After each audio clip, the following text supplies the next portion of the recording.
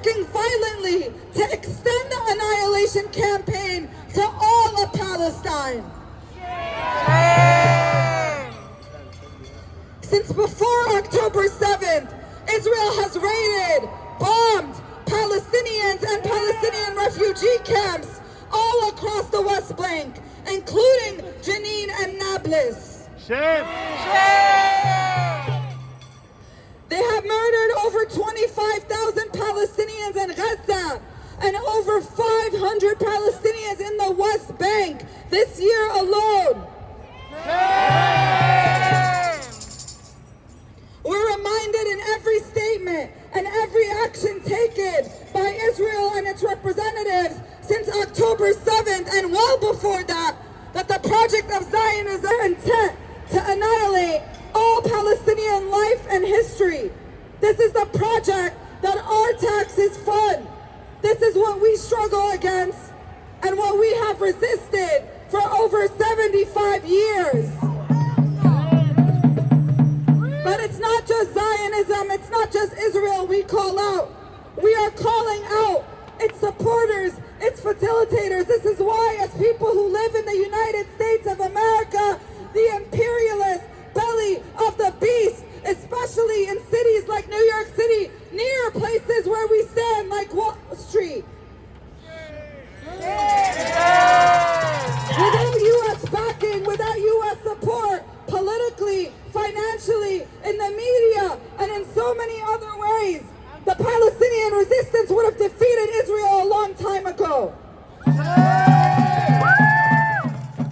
But it's this country that's waging a genocide against the Palestinian people. It's this country, the United States, that sent the weapons manufactured by U.S. companies, paid for by our tax dollars, my and your tax dollars, that have killed upwards of 10,000 Palestinian children in Gaza this year. And it's the cooperation of every normalizing government. I'm not just against Israel and the United States for them killing my people. I'm against every so-called Arab and so-called Muslim country that is aiding and abetting this genocide.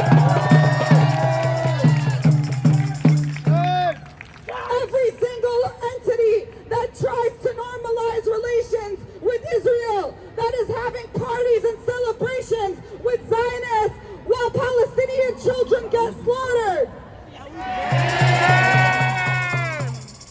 And that includes places like Egypt, places where the Rafah border stands, where Palestinians are not able to get through because Israel could not maintain the siege and blockade on the people of Gaza if it wasn't for the cooperation of the Egyptian government. But they do not represent us. They don't represent the Egyptian people. They don't represent the Muslims, the Arabs, the people of all oppressed nationalities, of all backgrounds, of all religions, of all races around the world who stand with the Palestinian liberation struggle.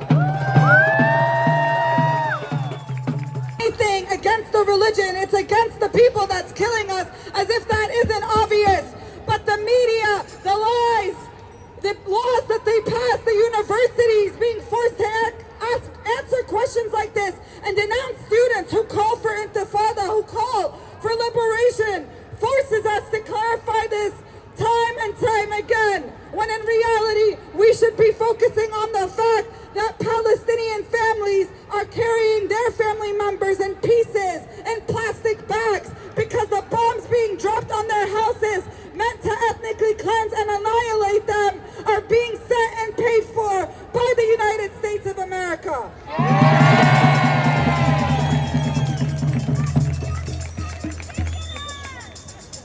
So keep that in mind.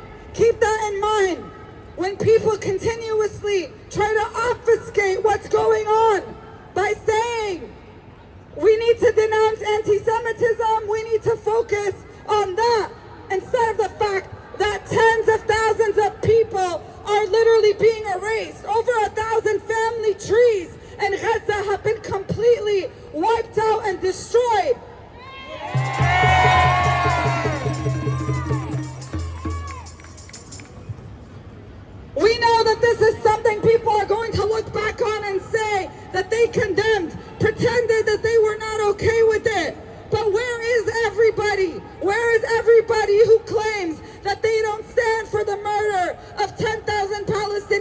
children? How can we have holidays?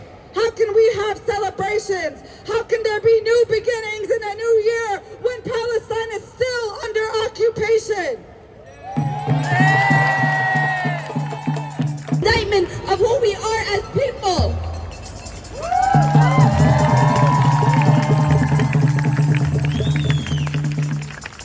Being pro-Palestinian is not a stance that you get to verbalize and sleep and rest and live your life as normal. It is a commitment to be in solidarity, to be in struggle, to not put yourself first, to put your interests to the side. For once in your life, we have seen more death in the last 80 days than we are going to see in our lifetimes.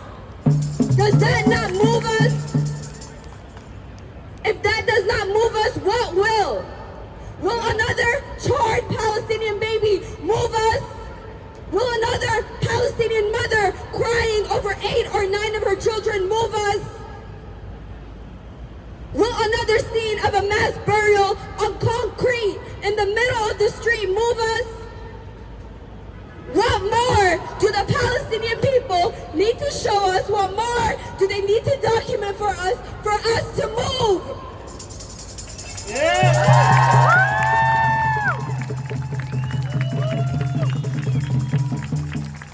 It is not enough to post on social media, though that is extremely important. It is not enough. We are all in different echo chambers. It is not enough. We must do more. We must give more because it is our money that is funding this. This violence is being done in our names, and every single time we bite our tongue, every single time we choose silence, we are aiding and abetting further and further and further.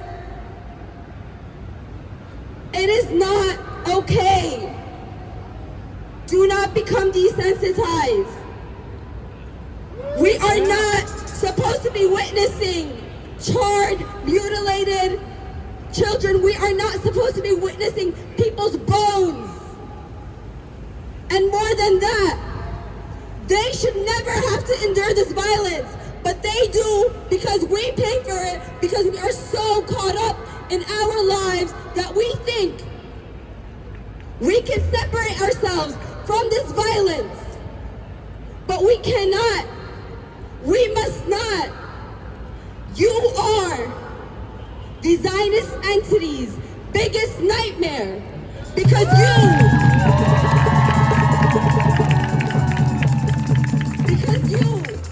everyone here from all walks of life, in the belly of the beast, in the place where the genocide is being funded, and the place where the consent for this genocide is being manufactured.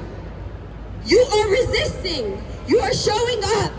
And you are telling these politicians, you are telling the United States government and the Zionist entity that you will not be bought. So today you came. So let this not be the extent to which you show up. You have to honor what you've witnessed, because you cannot pretend as though you have not seen the images you have seen. You cannot pretend. What you have seen will testify against you. What you have seen must radicalize you, must push you into action. Feeling bad is not enough. Sympathy is not going to cut it. We must escalate